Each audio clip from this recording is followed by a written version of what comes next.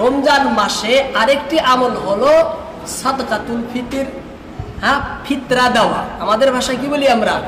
ফিতরা দেওয়া বলি। এবার এই ফিতরা কেন দিব, এই প্রশ্নের উত্তরে আল্লাহর নবী মুহাম্মদ রাসূলুল্লাহ সাল্লাল্লাহু আলাইহি সাল্লাম বলেন, হাদিসটি আবু দাউদের ভিতরে এবং এছাড়াও কয়েকটি কিতাবের ভিতরে এসেছে। হাদিসটি হলো যাকাতুল ফিতরি তুহুরাল লিসিয়ামি মিনাল লাগি ওয়ার রাফাস ওয়া তু'মাতাল লিল মাসাকিন। যে ব্যক্তি সদকাতুল ফিতর দেয় সে ব্যক্তি রমজান মাসে রোজা রাখা অবস্থায় অনর্থক অহেতুক বেকার কাজ কর্ম কথাবার্তা অনেক কিছু হয়ে যায়, এই সমস্ত কাজেরই সমস্ত কথারই কাফারা হয়ে যায়, ফিদিয়া হয়ে যায়।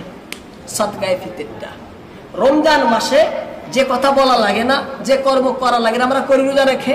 যদি আমরা ফিতরা দেই তাহলে এই সব কিছুরই কি হয়ে যায়? কাফারা এবং ফিদিয়া, ক্ষতিপূরণ হয়। আর দ্বিতীয় ফজিলত হইল যে আমাদের সমাজের ভিতরে যে মাসাকিন যারা রয়েছে, গরিব মিসকিন অসহায় যারা রয়েছে, তাদের সহায় হয়, তাদের খাদ্য জোগাড় হয়, তাদের ঈদটা ভালোভাবে পালন করার জন্য একটা উপকরণ সৃষ্টি হয়। তারাও তো একটা ঈদ, খুশির একটা দিন, এই দিনে তারাও তো আনন্দ করবে। তারাও কি করবে? আনন্দ করবে, উল্লাস করবে।